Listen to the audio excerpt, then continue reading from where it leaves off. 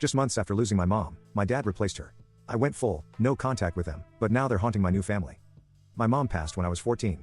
I was always closer to her than my dad, so I took it very hard and still missed her every day. My dad moved on extremely quickly. I'm talking about 1.5 months later and he was openly dating his current wife. I suspect he was cheating on my mom. She moved in 4 months after my mom's death. Then 9 months after her death, they announced their engagement on my birthday as one of my gifts. I obviously didn't take it well. I made a scene. I dumped the cake that got me and walked out. I disappeared for a few days until they were about to put out a missing person and runaway report. I was forced to go back. They tried to get rid of all evidence of my mom, pictures, personal effects, memories, and others. I kept what I could and had some others. They wouldn't let me celebrate her birthday or anything to do with my mom. They tried to force me to call her dad's wife's mom. I never did. They would ignore me when I called her by her name. She would introduce herself as my mom. I would correct her every time it got to the point that I stopped talking to her unless absolutely necessary or if I was correcting her. These talks were usually one-word answers. My dad got angry every time. I didn't call her mom, use her first name, or introduce her as dad's wife. I once spent 2 weeks not talking to either of them when I was 16 because I was ruining their family dynamic. Until I could be a part of the family, there was nothing to say or do as one. They caved at about the 15th day of no communication or interaction. I turned 18 and left for uni and went extremely low contact and didn't go back. When I was 21 I got engaged to my fiancée. She knows about my relationship with my dad and his wife. She respects it and is on my side. When they found out my dad and his wife had a fit, they didn't know I was seeing anyone. My dad's wife posted on social media saying she was excited that her son was getting married with a bunch of other things saying she can't wait until she becomes a grandma. I made a short post saying I am not and never was her son and she won't be a grandma to any future kids. My dad got mad saying I was disrespecting my mother and embarrassed her. I asked who we were talking about because my only mother was a real biological and gave me life mom and at this point, I had lost both of my parents on that day when I was 14. That was 3 years ago and we went back to low and no contact but my wife is about 8 months pregnant. They showed up to my house. I never gave them my address. They wanted to talk and meet my wife. I didn't let them in and said to turn around and go back to where they came from but apparently, they decided they wanted to move to my city to be closer and repair the relationship between us. She said she missed her son and wanted to be a better mom and grandma. I called him delusional and told them to leave and slam the door. They bought a house about 5 minutes away from us. This has all been way too much for me and my therapist wants me to let them in but I would rather cut all contact. It wouldn't be so bad if they just would stop trying to replace my mom and act like she never existed.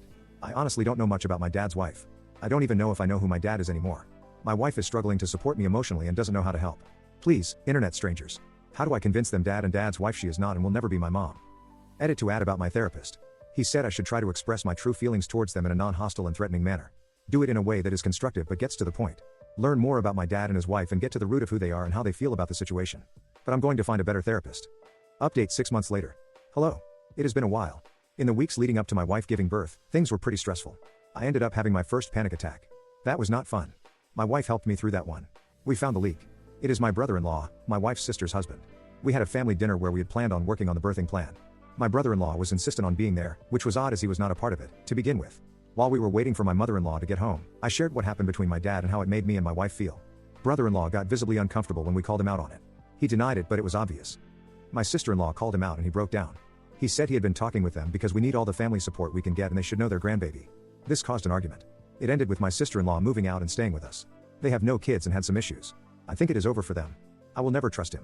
My brother-in-law tried to apologize and get back with my sister-in-law but screwed that up by trying to explain himself again on how he was in the right by reconnecting my parents and my family after that. Their divorce has been moving quickly.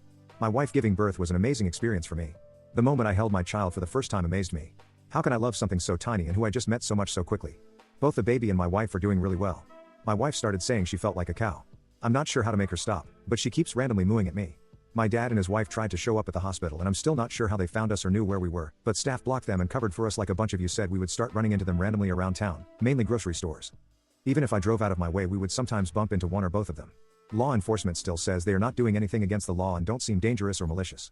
We did our best to ignore them or stay home or have a family member get the items.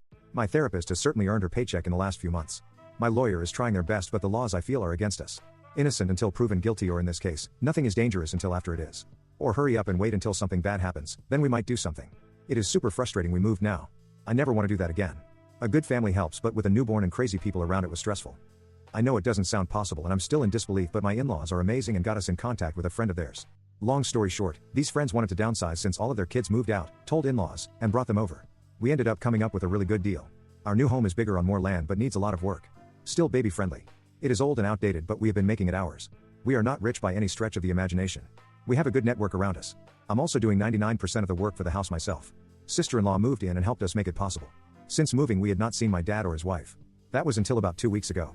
I was going to update and did write all of the above then since my lawyer contacted me saying my dad reached out and wanted to talk. I tried to say hard pass, but they advised me by saying I think it would be in your best interest. We set up a date and time in public. 3 days later at a coffee shop, we met up. Even though we were early, they were waiting for us. It was just my wife and I, also a paralegal for my lawyer's office undercover. I could see the disappointment in their eyes that our child did not come with us.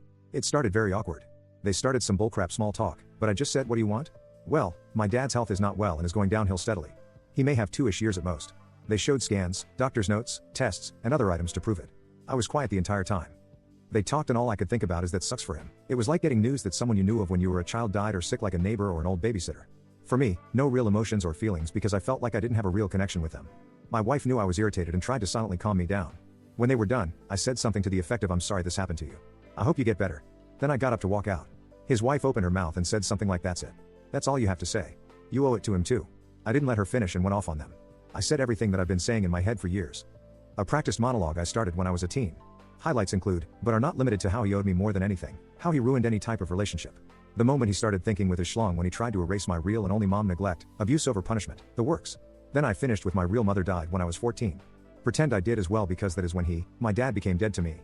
Now looking back, I find it in a way funny that my 5'4" wife was holding back a 6'3" 200 guy, but they kind of looked like fish opening and closing their mouth. My wife then escorted me away. When we got the car I had my second panic attack, but since things have been quiet but still fresh, I'm struggling but working through it. When my wife notices me zoning, she just hands me our child and things get better.